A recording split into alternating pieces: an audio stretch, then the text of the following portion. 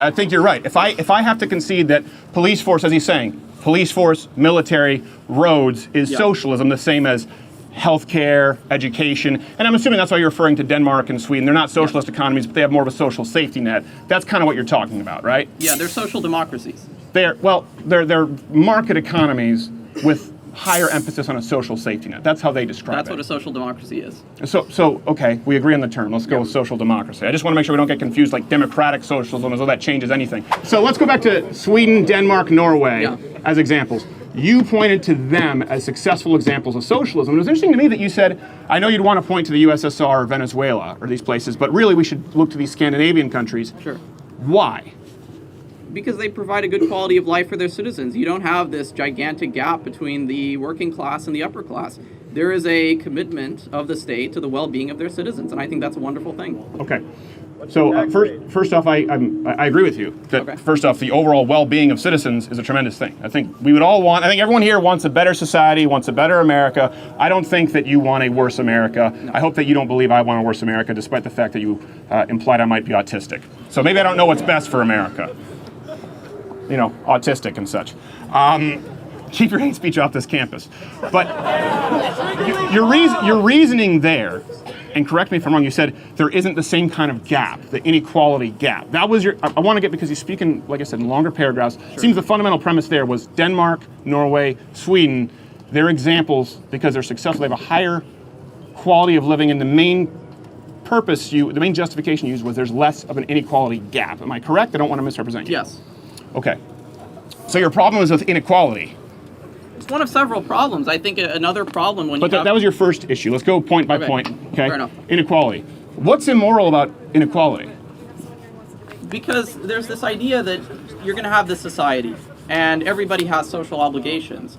But if you have a situation where people are being crushed, or where people's wages are going down, you lose the social cohesiveness of that society. You lose the commitment that everybody has to advancing that society. Hold on a second. I want to, because now you're getting into potential results. The hypothetical, almost autistic, one could say. It's real. But I ask again, what is immoral about inequality? What's immoral is that it ruins the society. That's what's immoral about it. How does inequality ruin society? Because it sounds to me, if I'm not mistaken, what you just went down and described was a problem with poverty. Yeah. So your problem is with poverty then? But poverty is a consequence of inequality. That's not necessarily true. But, and as a matter of fact, I would argue that there are two very different things. Because I would say, and I think we'd probably have to agree, that the free enterprise, westernized capitalist system has pulled more people out of poverty than any system in existence. And if you look at countries, you said don't point to countries like Venezuela or true socialist economies, there's tremendous equality, but everyone is equally poor. So the problem you have is with poverty, it sounds like, and I think we would both have a problem with that we want to solve ways to eliminate as much poverty as possible. It's not just poverty. Inequality matters too, because if you have inequality of wealth, you're going to have an upper class that controls the political system and secures its own interests instead of the interests of the people. Okay. So yes, inequality matters as well. Okay. So describe to me, and I'd like to go back to that, examples of this, the upper ruling class determining the political system. Do you want examples of that?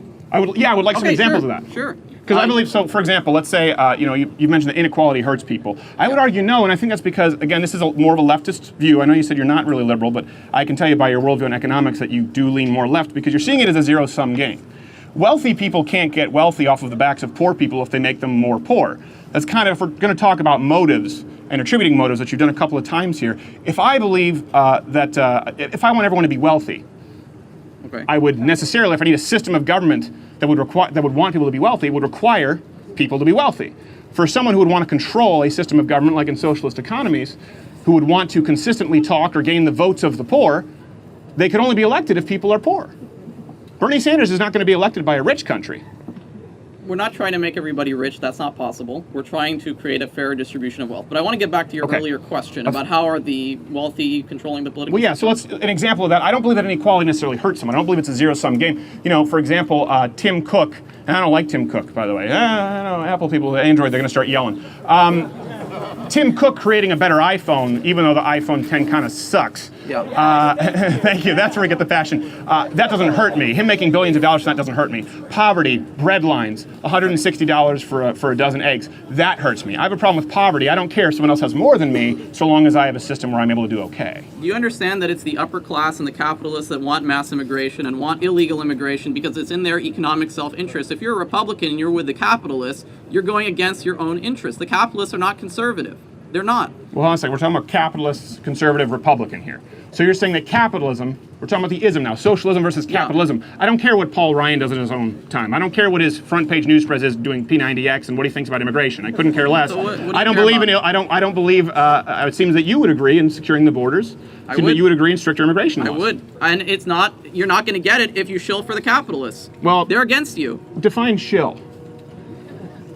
Well, if you're I know you like to sound really intelligent by speaking in paragraphs. One thing, you've misused words several times. And if someone were to call you on it and be as rude as you are, you might look what you might refer to as stupid. Okay. So saying autistic or shill, define, because it's a very specific definition. You came in and just said shill. And I'm really quickly get ready to give the microphone to someone else if you don't stop doing this, because this isn't the goal of this. What's a shill? Well, I think you're getting upset because you're losing the debate. But That's fair, that's fair. What's a shill? No. The person losing the debate is the one who refers to the other person as autistic and a shill. That's generally a good sign.